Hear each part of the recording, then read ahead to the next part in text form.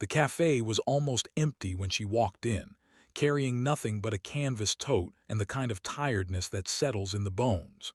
Outside, rain pressed softly against the glass, turning the city into a watercolor blur of headlights and umbrellas. Inside, the smell of coffee and toasted bread wrapped around her like a hesitant welcome. He was sitting alone at a small table by the window. A plate with a sandwich cut neatly in half rested in front of him. He hadn't touched it much. Instead, he stared at the rain as though it had something important to confess. There were other empty tables, plenty of them, but she paused beside his. "Can I sit here?" she asked. He looked up surprised, as if he had forgotten that the world contained other people. His eyes were dark, thoughtful, and slightly guarded. "Only if you eat too," he said. She blinked. "Eat." He nudged the plate forward slightly. "I can't stand eating alone. Makes the food taste like cardboard." She glanced around at the empty cafe. "You are alone." "Not if you sit." A faint smile tugged at her lips. She slid into the chair opposite him. "I didn't order anything."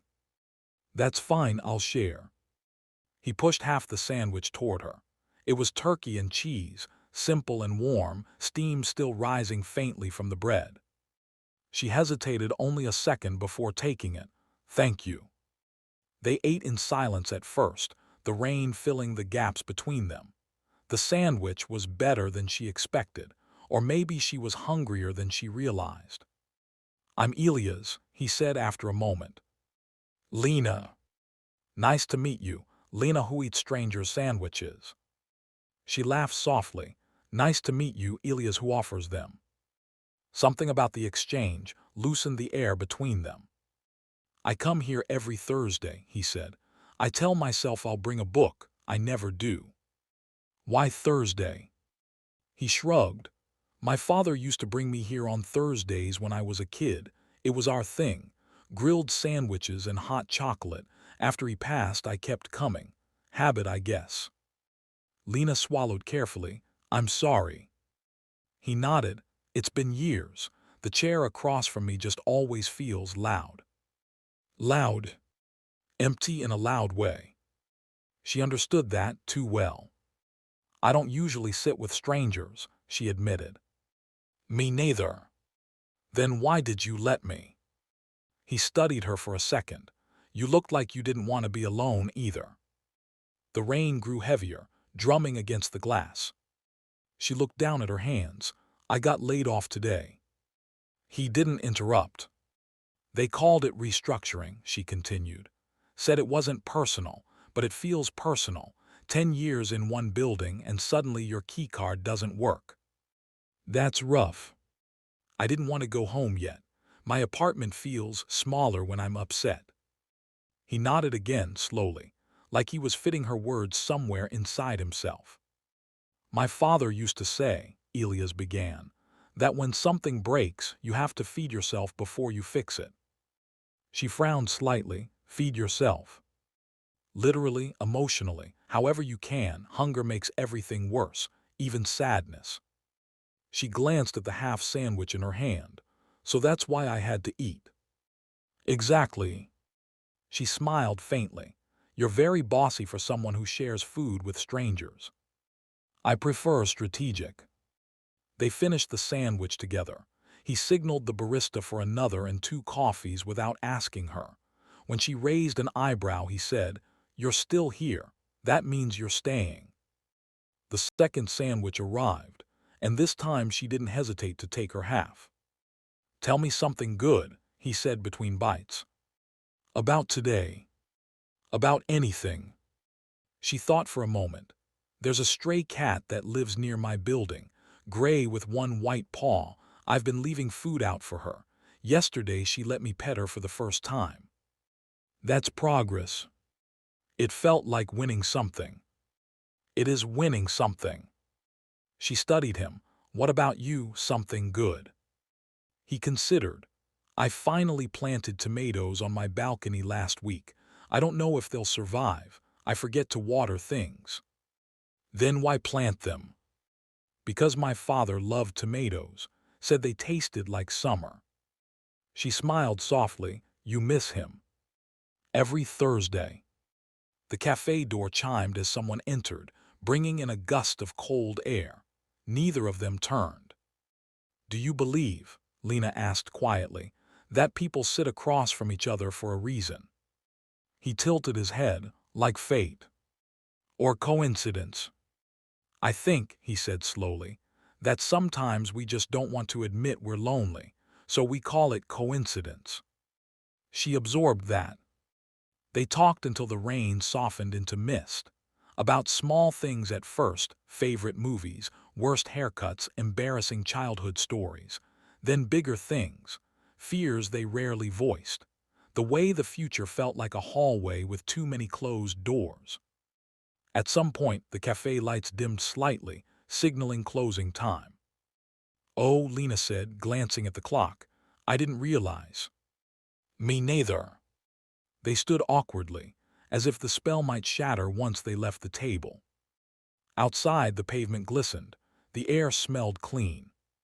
Which way? He asked. She pointed left. You. Right. They faced each other for a moment, unsure. Thank you, she said, for making me eat. Thank you, he replied, for sitting. She took a step backward. Maybe I'll come next Thursday. Only if you eat too, he said. She laughed, then turned and walked into the mist. The next Thursday, he arrived early. He told himself it didn't matter whether she came. He ordered one sandwich anyway, and 2 coffees. At exactly 6:17 p.m. the door chimed. She stepped inside, scanning the room until her eyes found him. Can I sit here? She asked, even though the chair was clearly waiting. Only if you eat too, he said, pushing the second coffee toward her. This time she had already ordered her own sandwich. Prepared, she said proudly. They fell into an easier rhythm. No awkward pauses, no careful measuring of words. How was the job search? He asked. I had 2 interviews, she said. One felt promising. The other felt like they were interviewing a ghost. A ghost? Like they'd already decided and were just being polite. He winced. I hate that. But she added, I didn't cry this week. That's progress. And the cat? He asked. She followed me up the stairs yesterday, sat outside my door for 10 minutes.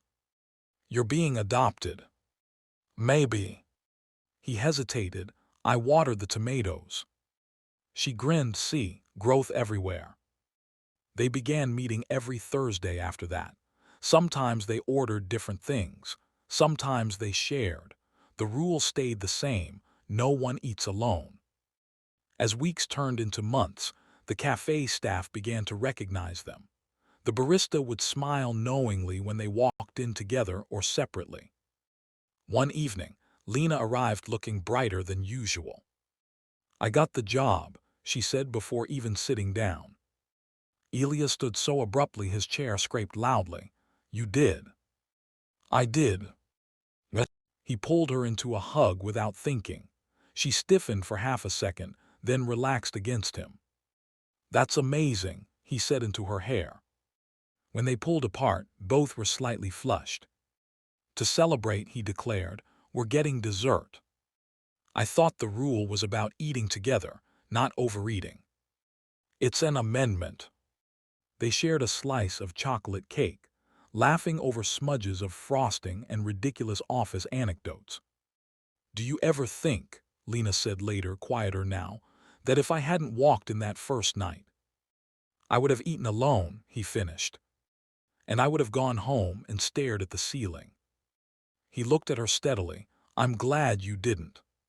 She reached across the table just barely, her fingers brushing his. Me too. The touch lingered, then settled naturally as if it had always belonged there. Winter crept in slowly, bringing shorter days and colder evenings.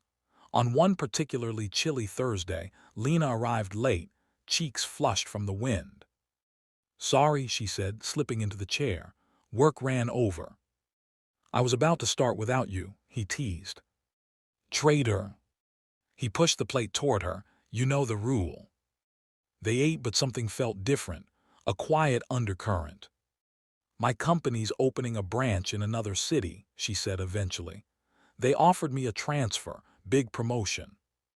He nodded, waiting. It's 3 hours away. The words settled between them like heavy snow. That's good, he said carefully. It is. Are you going to take it? I don't know. He forced a small smile. You should. She searched his face. You didn't even hesitate. If it's good for you, you should. And Thursdays. He looked down at his hands. Cafes exist in other cities. That's not what I meant. Silence stretched. I don't want to hold you back, he said finally. We met because neither of us wanted to eat alone, not because we wanted to build cages. Her eyes glistened. You're not a cage. He exhaled shakily. Then don't stay because of me. She reached for his hand again, holding it firmly this time. I won't stay because of you. I'll stay because I want to. He looked up. I turned it down, she said softly. What? The transfer. I like my job. I don't need a bigger title in a lonelier place. His throat tightened. Lena. I didn't choose a city, she continued. I chose this. He swallowed hard. Only if you're sure. I am. Outside, snow began to fall, soft and quiet. Months later, on a Thursday that felt almost ordinary, Elias arrived carrying something small in his pocket. Lena was already there. Can I sit here? He asked this time, standing beside her table. She smiled. Only if you eat too. He sat, hands slightly trembling. They ordered, they laughed, they shared. And when the plates were nearly empty, he took a breath. My father used to say, he began, that some tables are meant to stay full. She tilted her head. I don't ever want to eat without you again, he said. He pulled a small ring from his pocket and placed it gently on the table between them. The cafe seemed to hold its breath. Will you keep sitting here with me, every Thursday, and all the other days too? Tears slipped down her cheeks before she could answer. Yes, she whispered, but only if you eat too. He laughed, relief flooding through him, and she leaned across the table to kiss him softly. Around them, the world continued, cups clinking, doors chiming, snow falling. But at their small table by the window, two once lonely people shared the simplest promise of all.